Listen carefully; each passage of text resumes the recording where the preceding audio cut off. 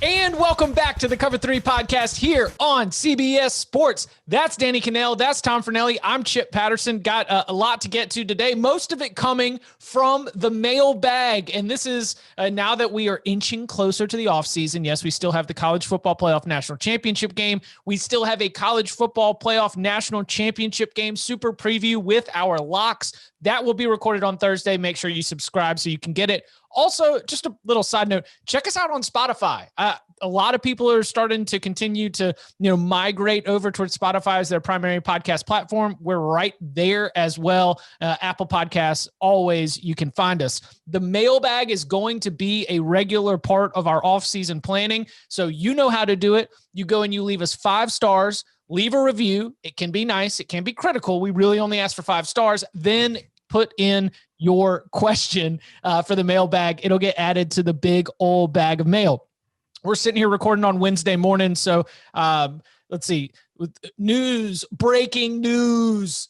Trevor Lawrence is going to the NFL Draft. Everyone nods in approval. We figured that was going to be okay. Are you surprised, Tom? Terrible decision. I mean, just horrible.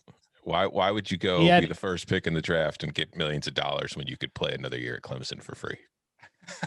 Ryan Wilson said that it is one of the only times that he's slated a player at number 1, and through all 19 iterations and shakeups of his mock draft, he refuses to deviate from the mock draft policy, even though he's going to get pressure. It's going to be, hey, we need to mix it up. We need to throw some gasoline on the fire. You just can't. It's just he stood by it. I respect it. A man who's going to stand by his principles all the way through the entire mock draft season. Here's a question for you two. My own question that I'm submitting to today's mailbag.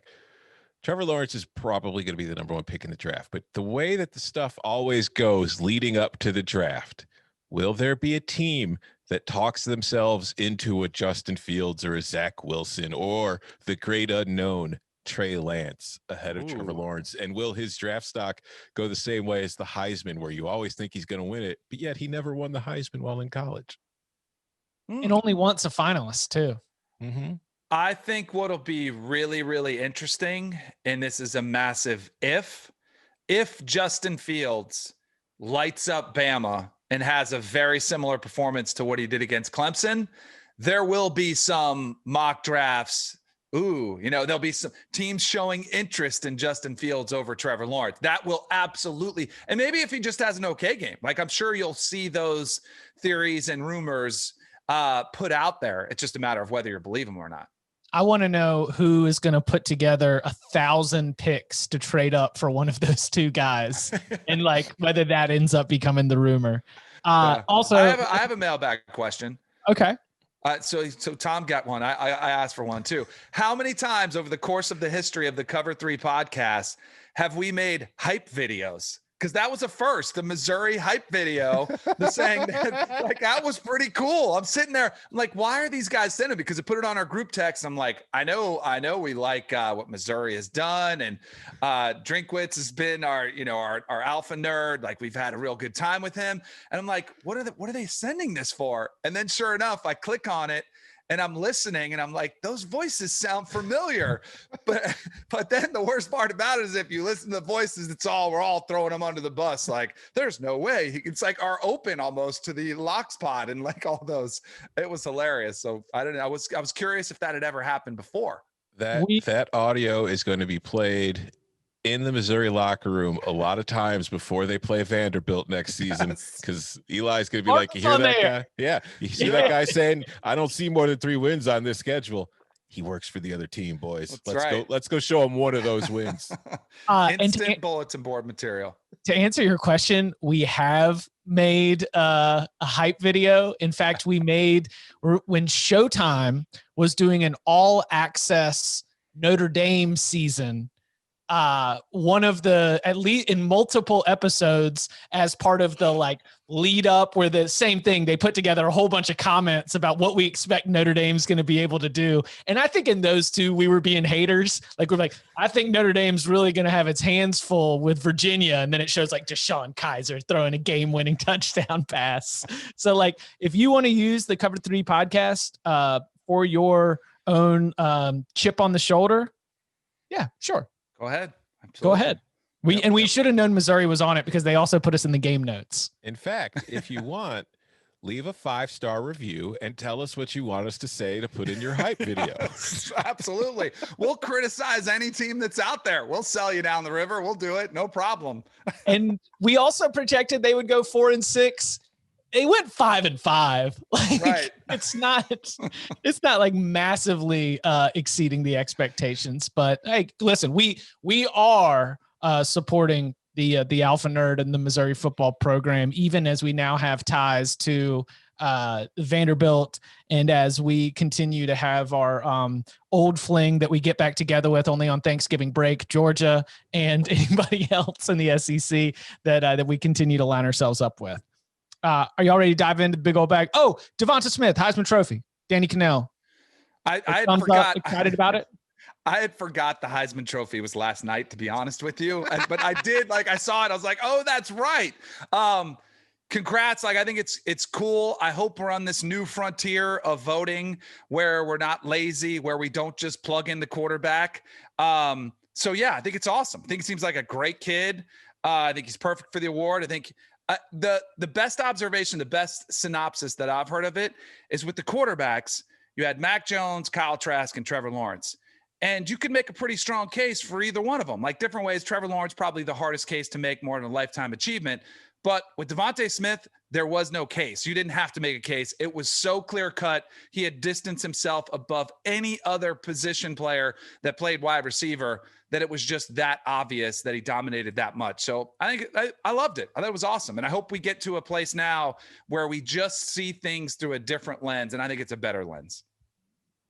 Let's go ahead and dive into the big old bag of mail. This first question coming from Jay Dunlap. And Mr. Dunlap asks, easily my favorite CFB podcast and in the top 2 of all podcasts. We're coming for you. One.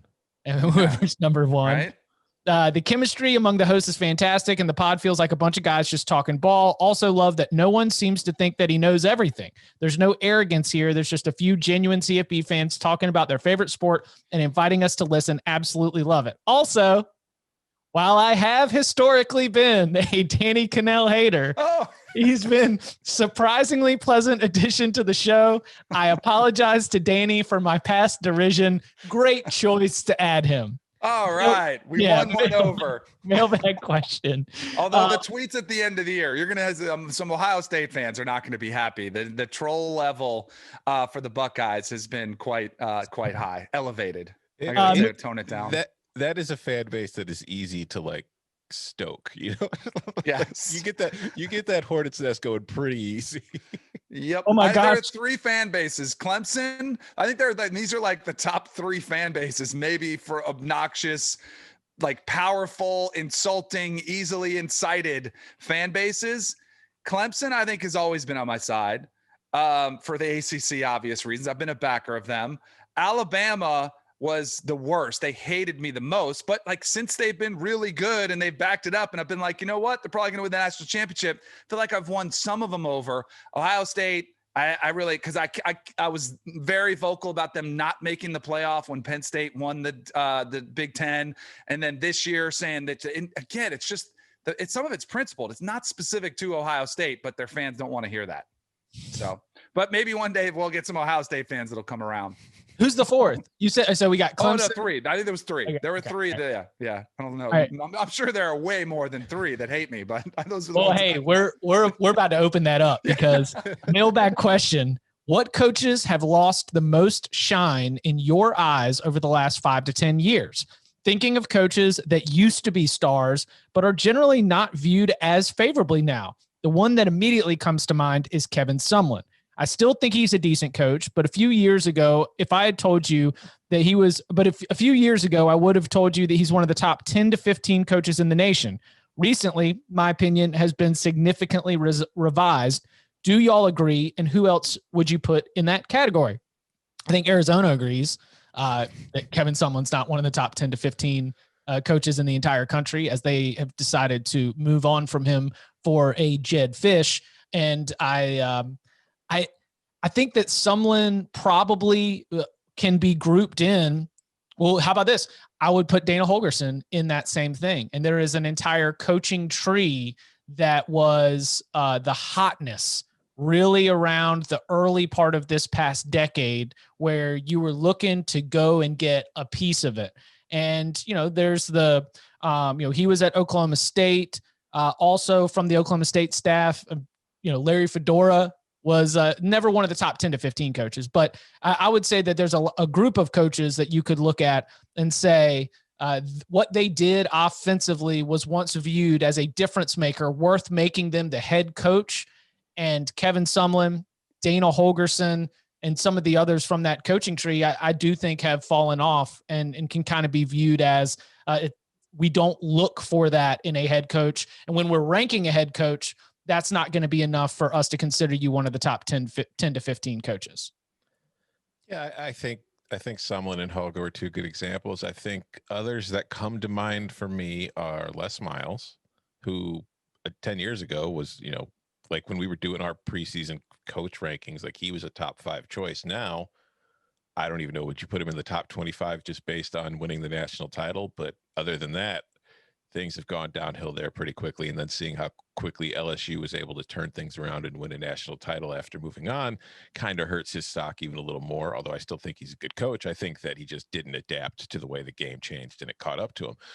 I think another example would be one that was recently fired, and Tom Herman. In that 5 years ago, when he was at Houston and he was bringing in Ed Oliver and great recruiting classes, he was the hot young coach. He got the Texas job. I don't think it was a disaster, but obviously it has hurt his stock. I think another coach, Willie Taggart. I feel like when Taggart first took over after Western Kentucky, and then he went to, he took the job, he went to Oregon. He had the high profile, was only there for a year before Florida State came open. And his profile was high enough that he not only had the Oregon job, but Florida State was willing to take him away only a year later. That didn't work. So I feel like his stock has dropped. So I think those are a few coaches who's in the last 5-10 years have really kind of plummeted. Just to echo the Willie Taggart sentiment, he was by a lot of people a home run hire when Oregon took him from South Florida, when Florida State got him. I mean, Oregon was upset. Like, how dare he leave us? It is, you talk about, that's a pretty massive fall. It's funny though, because I was trying to think, is there anybody out there that's, because your instant analysis on this, if you just go to say, all right, who's falling, is you look for coaches who have lost, right? And so I was looking at David Cutcliffe. Like, I think his star as a, hey, this guy does more with less, it's starting to fade a little bit. And I love David Cutcliffe. I don't think makes him a bad coach. I think it shows how tough it is to do it consistently over and over at Duke. Do you think Mike Gundy's star has faded somewhat? I think it has. I think, he's been there for 15 years. He's had 3 seasons now where it's been 8 wins or less. This season was suboptimal. Oklahoma has dominated the Big 12. The mullet, I would say, is getting old. Like, it used to be fun. Hey, this guy's, willing to speak his mind. And then you had the OAN stuff with the shirt. Like, I think he's taken, a turn for the worse, whether it's deserved or not. But you talk about shine fading. I think Mike Gundy is one of those. So yeah, those are a couple. And then clearly, like, the coaches that get fired recently. Absolutely. Oh, I've got one more. Yeah. What you got? Jim Harbaugh. Yeah. If we look at him from, taking the Niners to the Super Bowl, then the excitement of his arrival at Michigan, some pretty good teams early on, 2015, 2016, you kind of feel like you're getting this upward trajectory, but then loss after loss and bad losses to Ohio State. Now we're all of a sudden sitting here at the beginning of 2021, and what Jim Harbaugh's future at Michigan looks like. We debated on here a lot. We've spent a lot of airtime. I think that what is not debatable is that his shine has definitely weaned just a little bit to where we do not look at him in the same kind of light.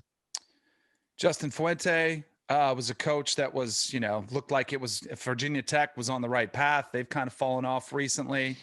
I think it's way too early, but Scott Satterfield, after kind of a tumultuous year 2 at Louisville. I got one for you. Again, kind of going for the route of a Mike Gundy coach who's won, but not quite considered as successful. This is a coach that I think if you would have asked a lot of people 7 or 8 years ago, they would have said top 5 coach, and now does not get in there. It's Gary Patterson. Just kind of quiet. Like it's not that he's a bad coach, but they haven't been in the conversation for the Big 12. They've struggled somewhat, under 500 last year. So like, I think his shine has absolutely faded where it was, just 5 or 6 years ago. Gary Patterson, I feel like a good comp across conferences is like Kirk Ferentz at Iowa. Like that team from year to year could have like that, like they go up and down. Like I think Iowa has a higher floor because you don't generally see Iowa having losing seasons. They're typically getting to a bowl game every year, and TCU does sometimes have like the 4-8 or the 5-7 season.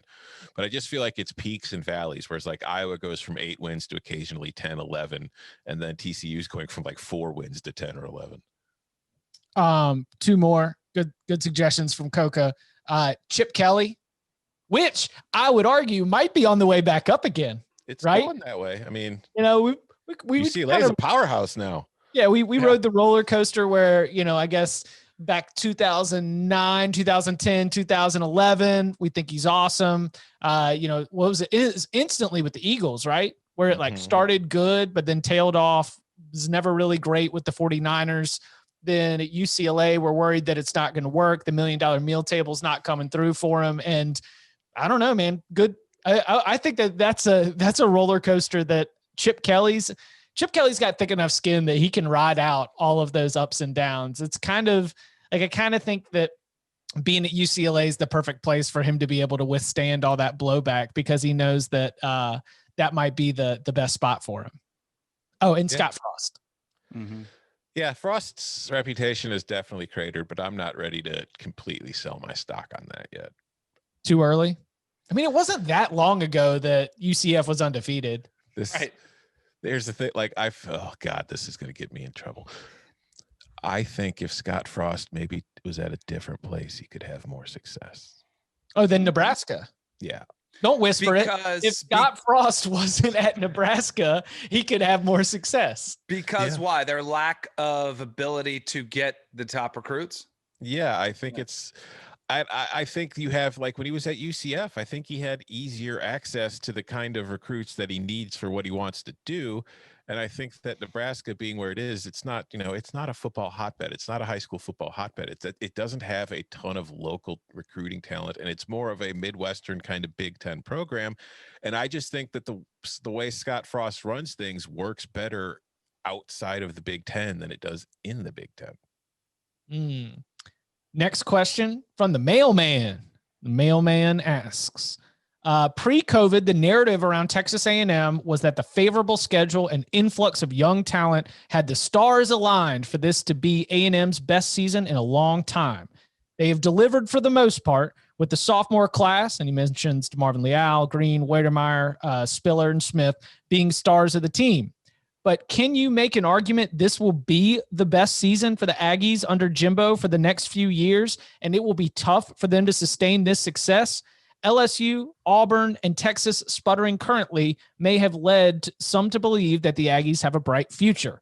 So the Aggies, number 5 in the final college football playoff rankings, finishing with just 1 loss, and that 1 loss coming to Alabama. Is this as good as it's going to get for Texas A&M, or do y'all think that Jimbo Fisher can continue to either stay at that level where you're knocking on the door at Alabama? Because I think I would consider that success if they can continue to stay right there. Or do you think that this was, as mentioned, a little bit of a stars aligning scenario where LSU has massive turnover, Auburn wasn't really that good, you're starting over at Ole Miss, Mississippi State, and Arkansas? Like, considering the recruiting that Jimbo Fisher has done, yeah, you're absolutely right. They were on schedule to have a good season. So what does the future look like? Do you think that it is reasonable to expect Texas A&M to be a 1-loss, 2-loss team that's finishing in the top 10 for the at least near future? Yeah, I think both paths are reasonable. I think you could say that this season is probably as good as it's going to get, because you look at it, this is a team that after they do the polls after the title game, they're probably going to finish in the top 4. Now, how often is Texas A&M going to finish in the top 4 with only 1 loss to the number 1 or number 2 team in the country at that point?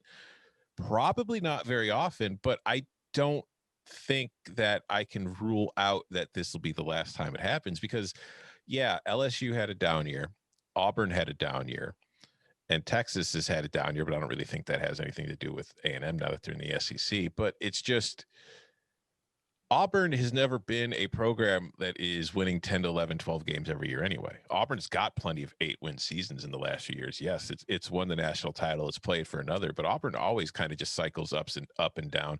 LSU just won the national title last year with the greatest team of all time, but LSU, it's always a good team, but it's kind of fluctuates a little bit too in recent years. So there's no guarantee that LSU is going to be going, 11-1 every single year. LSU wasn't doing that already.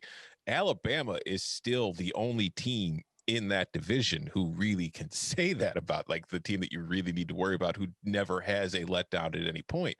And I think that the way Jimbo has recruited in College Station puts Texas A&M in a position where it can be the second best team in the division and the biggest threat to Alabama on a yearly basis, with Auburn and LSU obviously still involved. And then who knows what happens with Arkansas, who knows what Lane Kiffin gets going with Ole Miss, and we've got Mississippi State too. So it's going to be a year-to-year thing, and it is always going to be really difficult in that division to be going with one loss every single year and finishing in the top 5, competing for a playoff and staying in the top 10. But I do think that talent-wise, that the roster they're putting together there, this is a team with that capability. It's just, it is very difficult to do it. I think both can be true in the question that this was the perfect storm. Like, you did have an opportunity to make inroads, and you did. Even in a great year, still got beat by Alabama by 28, and that's okay. Like, we're talking about Notre Dame. Oh my gosh. Well, then they had a great game against Notre Dame, and people are like, oh, how far away are they? But I'm very curious. I mean, obviously, I get tied a lot to Jimbo Fisher in some of my opinions because of what, he did to Florida State. He brought them a championship, then left and took the better offer at Texas A&M. So I'm very curious to see how he does and how long because I don't want to say a honeymoon, but Texas A&M fans are thrilled with Jimbo Fisher, and they should be to this point. But what happens if you go back and it's 9 wins? That's still an incredible season, but that's what Kevin Sumlin, who we just talked about, lost some of his shine, and he wasn't making the $75 million contract that Jimbo did. I do feel like, and this is the irony in this statement, there is some irony in this statement, is that Jimbo Fisher might just, all he needs is a Johnny Manziel type player, like a difference maker at quarterback, somebody like a Joe Burrow that look at what he brought to LSU. And it's the same for a lot of coaches, but it's no different for Texas A&M. Like, they'll have the pieces around. A lot of it is going to revolve around who is playing quarterback and how good is that player. And if he gets a Jameis Winston, like he'd had at Florida State, then watch out. Even Alabama, you can beat him. But if he doesn't, then it's going to be challenging to get to this 1 or 2 loss level every single week. And it is because they play in the SEC West. And it is because they're going to be going against LSU and Auburn and all those teams that they're going to be trying to take down. And by the way, Ole Miss, and that's the only thing I wonder, and we were talking about this a little bit before we came on, Jimbo Fisher's offense, I do think, deserves more scrutiny. Because I was watching the Orange Bowl the other night and listening to, Dan Orlovsky talk about the offense. And he's like, well, this isn't a high-powered offense. This isn't designed to blow out teams. Well, look at what Saban did. He evolved. Look at Kirby Smart, the criticism he's taken. I don't know if Jimbo's offense works to get you to that national championship level in 2021 and beyond. I think he's got to make some tweaks and open things up and become a little bit more evolved than he has right now. Yeah, I think what you're saying there too, it tails with what you had just said too about getting the quarterback.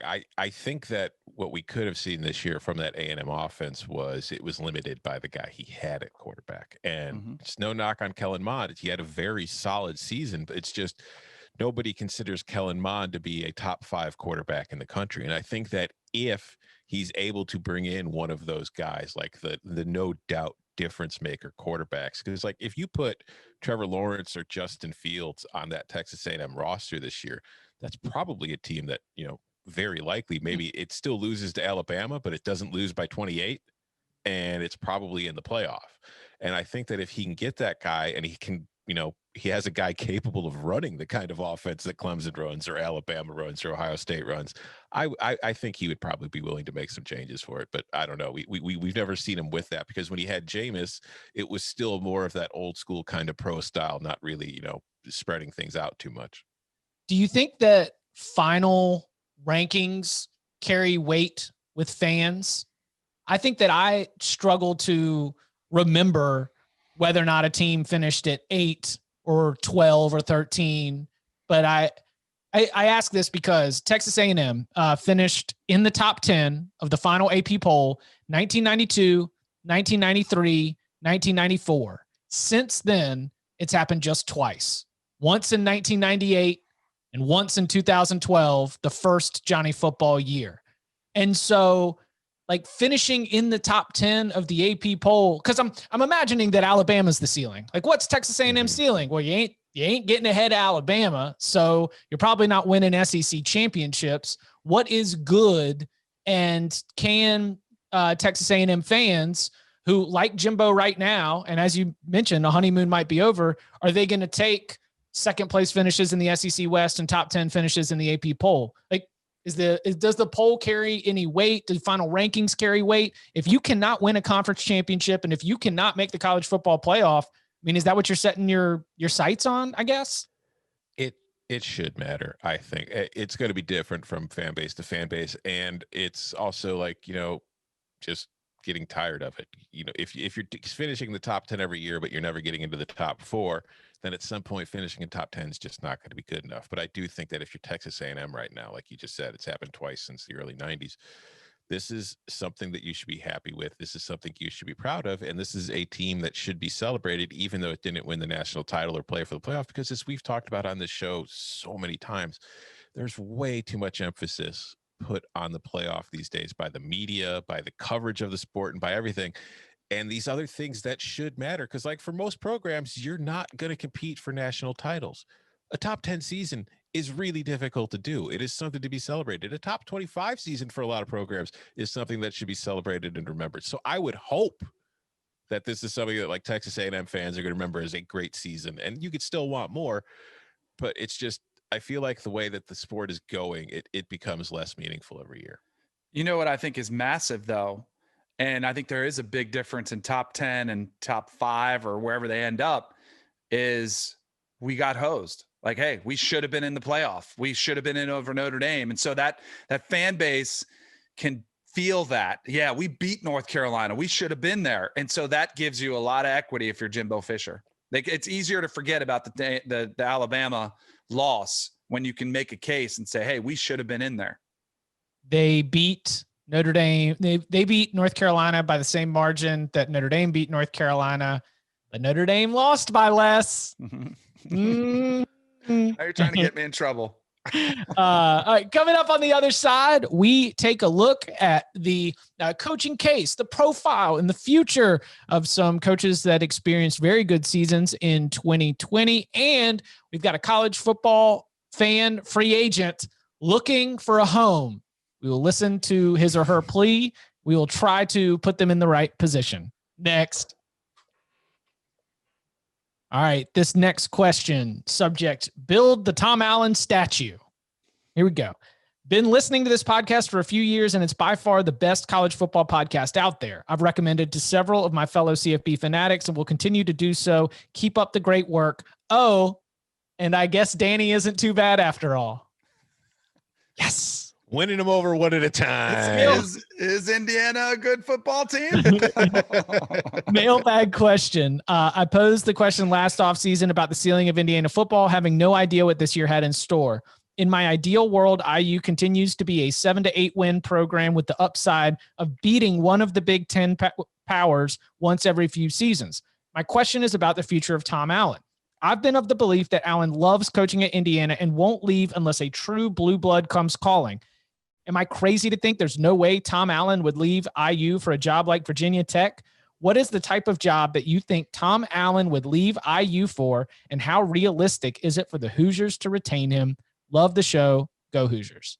I think it depends on the commitment that the school and the athletic department wants to make to football, because it's fair or not, like something that you see with a lot of schools, like basketball schools or schools that are considered basketball schools, is they don't always put in the kind of commitment that you need to have the kind of season that Indiana had this year and to maintain that. But I think as far as salaries are concerned, I don't think there are a lot of jobs that are better than the Indiana job for Allen if he's able to get what he wants and able to do what he wants there. Like, I don't like he meant the questioner mentions Virginia Tech. I think that's clearly a step up in the minds of the national kind of college football, hive mind. But in reality, I don't know if it's that much of a step up in jobs for Tom Allen to be like, oh yeah, I want to go start over here besides what I've done here. Because, Tom Allen is from the state of Indiana. He's a native of the state. And I think that he could turn that program and bringing it up again, just like I did with TCU earlier in the show. He could turn Indiana into something of the Iowa of the Big Ten East, in which, no, you're probably not going to be able to compete with Ohio State or Penn State or maybe even Michigan on an annual basis and beat all of those three teams and win the division and play for conference titles. But you can compete and you could, be a thorn in their side, and you can be that clear fourth best team going in every single year that has the ceiling of climbing up to third and second when you go through the right cycles. And maybe in a down year, you could win a division title. I think Tom Allen can do that at Indiana. And I think that if you consider the history of Indiana football, that would be something I think most Indiana fans would take in a heartbeat. Just consistent success, winning 6, 7, 8 games at a minimum per year with a ceiling of 9, 10, 11, 12. I mean, I think if you're Indiana, what more could you realistically ask for? Totally agree. I do think it's interesting that Tom Allen coming off a Coach of the Year type of award. Like, I was just looking up, some of the Harbaugh rumors. Is he leaving? If Dan Mullen goes to the NFL, and so you look at potential next head coaches in college football. Tom Allen's name doesn't come up on a lot of the list. It's Matt Campbell, it's Billy Napier, it's Jamie Chadwell. It's like the young, hot hires, right? And for whatever reason, Tom Allen isn't that sexy name. I think he should be. I think he'd be a great coach for any school to consider. So I think if you're worried about him leaving for another job, I think you should feel pretty good about him being there. I think he's a perfect fit for Indiana. And there's something, and he's a perfect fit for the Big Ten. And I think there's something to be said about the coaches that we mentioned earlier in this podcast about their shine has worn off. Gary Patterson's been at TCU a long time. Kirk Ferentz has been at Iowa a long time. They've all been consistent winners. Like, exactly what you're going to get. I think I would not be shocked at all if we're sitting here in 10 years and it's year 14 of Tom Allen and we're like, hey, Indiana's got some seniors coming back. Like, hey, this could be their year. Like, it wouldn't surprise me at all if that was the situation. But I guess I'm more surprised that Tom Allen's name doesn't come up more in some of these openings that take place. Mm-hmm.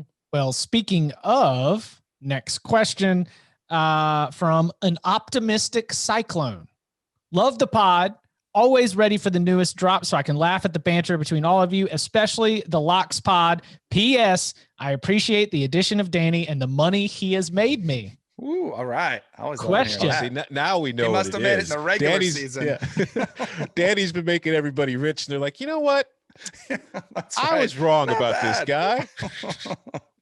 Question. There was much talk on the pod this week about landing spots and courtship of Matt Campbell. This was on December 8th, by the way, so about a month ago. But there was never a thought or mention that he could or would stay at ISU. Do you all believe it is out of the question that he stays or just highly unlikely? I don't think it's out of the question at all. I think that, Iowa State has He's a D3, like he's got that Mount Union background, right? Yeah. The guy just likes coaching ball. And Iowa State is a football school. They care about their football program. They are putting the money into their football program. They're doing everything that you need to do to be on the level where they want to be, and where he's kind of already gotten them into where they're, beating Oklahoma. They're playing for Big 12 titles. So yes, he could stay there. The only question is, it depends on which, like if Michigan comes along, that's hard to say no to. If Ohio State ever came along, that's hard to say no to. NFL, I don't know. I don't know how Matt Campbell feels about wanting to coach in the NFL compared to college. Some coaches are interested in that. Some coaches love being at the college level because they love everything that goes along with the sport, and that's where they want to be. And I have no idea which one he prefers or if he even cares.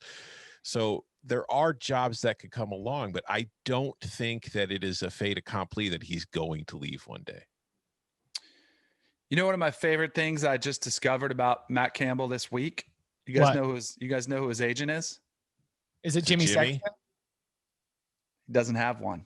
I love that. Like, to me, that just says, like, exactly. Like, I just think it says something about a guy when he doesn't have an agent. He's not worried about, hey, I'm floating rumors and I'm trying to angle to get the Michigan job or to get the Florida job if it came open. But I would be worried if I was an Iowa State fan. Maybe not this season, but just I think the offers will be too good. His name always comes up, whether it's in the NFL. And I think you make a great point. I have no idea. Like, Dabo Swinney, never going to the NFL. I just don't ever picture that. Matt Rule was a done deal. Like, every year is like, oh, he's going to the NFL before it even happened. Matt Campbell, I have no idea what he values. I feel like he's a college coach, but he's young. You know, he still might want to see that as an opportunity, and the money might be there. I just feel like there's going to be an opportunity that's too good to pass up. And and this is going to sound like a knock against Iowa State. Like, if you're just a purist and you're a football coach, you want to get in to win championships, right? You want to win a national championship. You want to be at the height of your game. That's incredibly hard to do at Iowa State. It's possible, you know, you catch lightning in a bottle. It's possible, but your chances of accomplishing that increase dramatically at a Michigan, at a Florida, at some of the schools that are going to come knocking on his door. So that's where I think, I don't know when it happens, but I would enjoy him while he's there and embrace it and make him feel great, and kind of just every year kind of keep your fingers crossed. You know why I think that he's a college coach? The way he wears his hat. Like, he wears a hat like a dude in Sigma Chi. He wears his hat like a college kid, and it's like, okay, no, that's a college coach, because you don't see NFL coaches wearing their hats like that, and that's just what makes me think, no, this is a college guy for life. Well, also the NFL hat game has just been revolutionized by Shanahan, just making the flat bill part of the new school. All we need now is for a college coach or an NFL coach to have the rope hat. You know, like the rope across the front, maybe with the trucker on the back. We could really start to see style revolutionized in terms of headgear. All right, this next question comes from Ben. Hey guys, love the show. 2 questions. I'm currently a high school junior and I've begun to think about where I'm going to college. One of my decision factors will be football because I'm a CFB nerd without a favorite team. I'd like to go somewhere with an up and coming program. What are some schools that you guys think are on the rise, not any of the usual playoff contenders? Also, will there be a worse team in FBS argument at the end of the season? Okay, so Tom, we'll let you do this one first since you are the bottom 25 expert. Also, will there be a worse team at the FBS at the end of the season? Personally, I think the choice is down to ULM and UMass. UMass would be the easy winner, but they're in the Ohio State situation. Have they played enough games to be the worst team in FBS with 12 points for and 161 against through 4 games? I would argue that just like Ohio State, the number of games doesn't matter.